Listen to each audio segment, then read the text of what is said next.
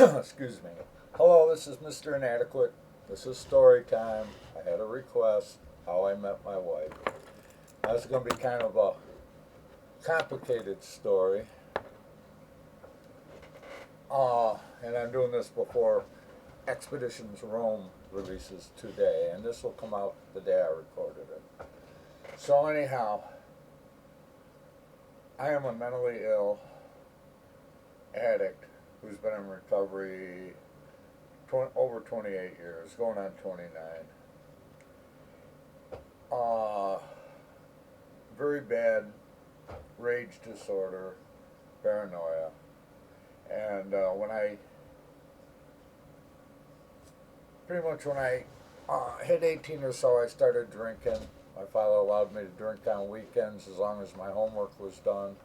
When I was in high school, I went to college. I drank a lot and got into marijuana. And for a very long time, Mary Jane was the only woman in my life. Now, flash forward, I was in the Navy. I worked here and there, everywhere. And 1993, I quit using drugs and started using 12 steps on my addiction and my mental illness. And it worked on both. But still, I wasn't a good person, and I didn't really get any person into my life until I was in my 50s. And I had some very short relationships. Now, I think I had about 18, 19 years clean. I was in a relationship with this lady, and she ghosted me for 9 months. She basically stopped answering my calls, all that. And finally she came back and wanted a second chance. And because of NA and everything, I believed in giving everybody a second chance because, I'd gotten a second chance. So it took her about a weekend and she ghosted me again. Now, right before that, I had seen Elise, who I was going to marry in the future and didn't know it yet, at a 12-step meeting, and I thought, oh, there's a very interesting woman. But at the time, I thought I was in a relationship with the ghost lady.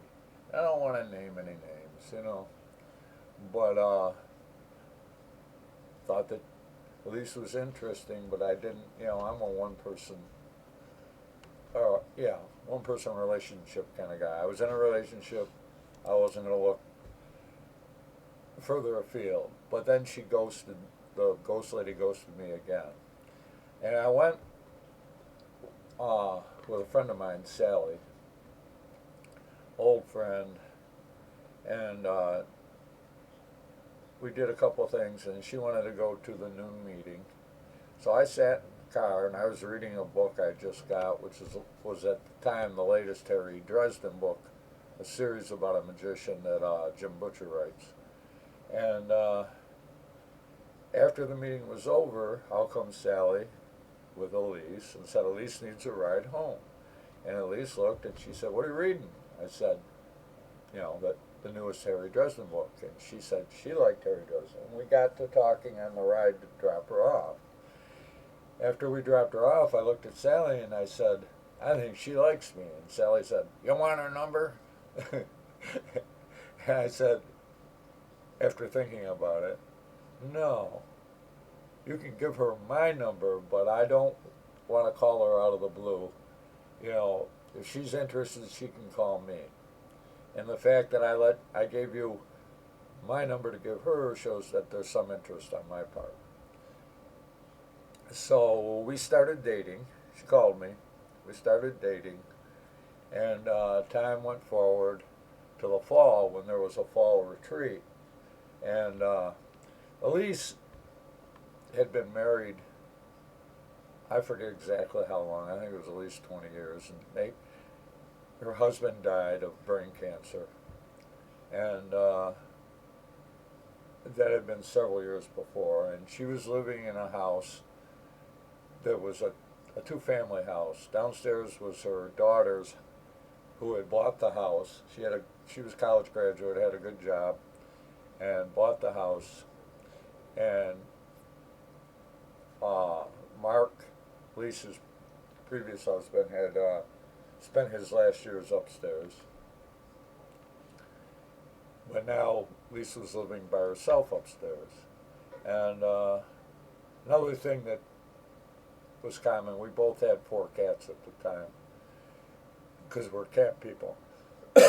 So anyhow, we went to the fall retreat, and Elise decided she was going to break up with me. And I spent the whole retreat trying to argue isn't the right word, because it wasn't people think arguments are harsh and like that. It was more trying to show her that I loved her and that she shouldn't break up with me. So finally, we decided to leave the retreat. Now, that was in Utica, New York, and we were both living in Syracuse, New York at the time. And I had grown up in Chittenango, New York, which is on the way back to Syracuse. So I told Elise that basically there was a secret spot that I wanted to show her. And this was a spot where I caught my first trout. It wasn't real easy to get to. You had to drive down the main road through Madison County, one of the main roads, Route 5, and then if you knew the right turnoff, there was a small parking lot by the old Erie Canal, not the barge canal, but the old actual Erie Canal. And you could park there, and then you had to walk about a mile down to where this Canasariga Creek goes underneath the canal. And that is where I caught my first trout. And it's a long, but fairly nice walk. It's flat, there's no hills because the path is the old towpath along the side of the canal. And so we walked down there, and I showed her the area and where I'd caught the trout and everything. And she fished. We have fished together on many occasions.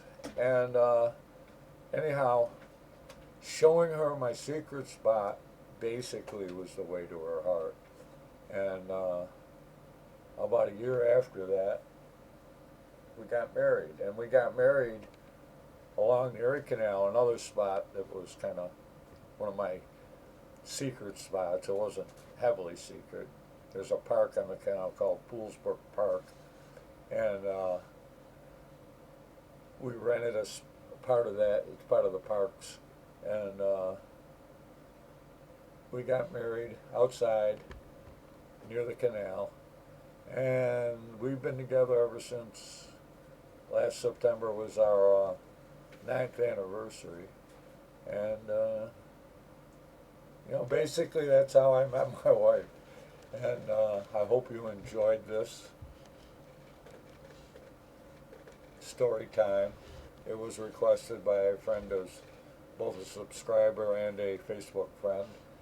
And I hope you enjoyed the story, Brett. And thanks everybody for listening.